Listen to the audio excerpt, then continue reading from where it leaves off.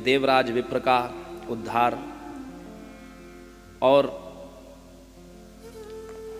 पाशकल ग्राम निवासी बिंदुक ब्राह्मण और चंचुला, शिव पुराण की अनायासी कथा श्रवण करने मात्र से देह त्याग करके शिवलोक की प्राप्ति, वेश्यावृत्ति करने वाली चंचुला पार्वती जी की सखी इस शिव पुराण की कथा सुनने मात्र से बन गई। और विंध्य पर्वत पर पिशाच बना बिंदुक भी तुम्बुरु गंधर्व के श्रीमुख से शिव पुराण की कथा को सुन करके शिवगण का रूप धारण करके शिवलोक में वास प्राप्त किया। ऐसी महती यह कथा है। कलिकाल में पुराणों की महिमा अधिक बताई गई है सज्जनों माताओं। प्रायः द्वापर के अंत में जब व्यास जी ने इन पुराणों की रचना की, वेदों से इसका सार ग्रहण करके पुराणों की रचना की और साहित्यिक भाषा में पुराणों की रचना हुई है सज्जनों माताओं। वेद मंत्रों का आप अभिप्राय सब समझ पाए ऐसा संभव नहीं। वेद का जो वांग्मय है उसके ज्ञाता अभी बहुत कम है। संस्कृत के विद्वान तो फिर भी बहुत मिलते हैं, लेकिन वेद वांग्मय का भावार्थ करने वाले वर्तमान युग में गौण है। वेद मंत्र क्या कह रहे हैं, उसके पीछे क्या अभिप्राय है, यह जानना सबके बस की बात नहीं। वेद के अर्थों को वही जान सकता है जो समाधि में स्थित हो। इसीलिए व्यास जी ने इन पुराणों की रचना की। प्राचीन इतिहास में जो कथाएं, जो चरित्र हुए हैं, पुराणों के 5 लक्षण बताए गए हैं।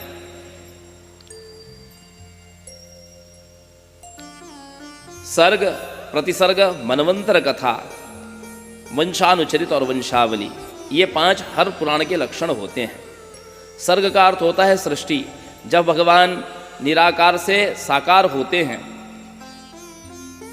और त्रिदेवों के रूप में त्रिगुणात्मिका शक्ति का विस्तार करते हैं, उसको सर्ग कहते हैं। प्रतिसर्ग, जिसमें ऋषि आदियों की सृष्टि, ब्रह्मा जी के पुत्र आदि 10 प्रकार की सृष्टि, इसको प्रतिसर्ग कहते हैं। प्रत्येक कल्प में मनवंतर होता है। मनवंतर किसको कहते हैं?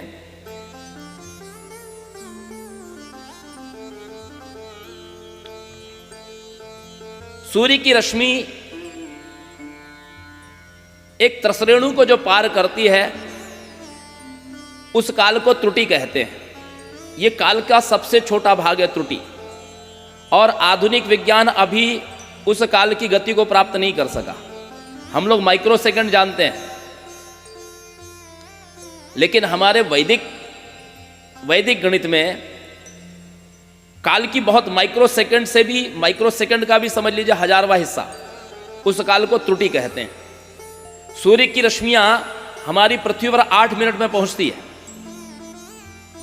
पृथ्वी पर सूर्य की रश्मियों को पहुंचने में 8 मिनट लगता है।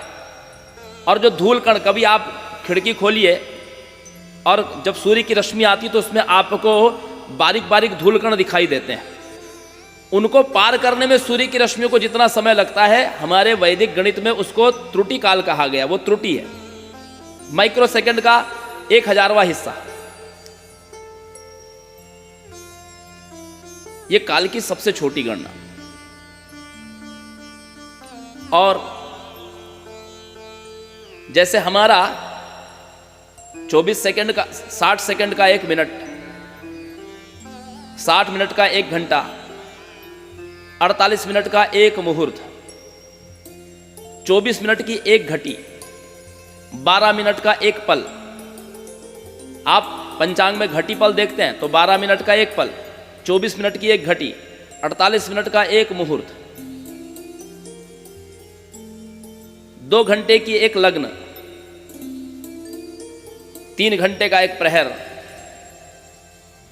4 प्रहर का 1 दिन, और 4 प्रहर की एक रात, इसको मिलाकर के एक अहोरात्र। 7 दिनों का एक सप्ताह, 15 दिन का एक पक्ष, 30 दिन का एक माह, 2 महीने की एक ऋतु, 6 महीने का एक अयन और 12 महीने का अर्थात 360 दिन। हमारे हिंदी पंचांग में 360 दिन का एक वर्ष होता है। आप कहेंगे कि इंग्लिश कैलेंडर में 365 दिन का साल होता है, फिर ये दोनों साल कैसे बराबर चलते हैं? तो हमारे यहाँ 32 महीना 16 दिन पर जो अधिक मास आता है, उससे ये दोनों बराबर समांतर हो जाते हैं। इन युगों की भी अलग अलग आयु है। सतयुग की आयु 17,28,000 वर्ष, त्रेता की आयु 12,96,000 वर्ष, द्वापर की आयु 8,64,000 वर्ष और कलयुग की आयु 4,32,000 वर्ष। ये चारों युगों की आयु मिलाकर के एक चतुर्युगी होती है। ये चारों युगों की आयु मिलाकर के एक चतुर्युगी होती है। ऐसी जब 71 चतुर्युगी बीतती है, ऐसी जब 71 चतुर्युगी बीतती है तो उसको मनवंतर कहते हैं। ये इंद्र की आयु है।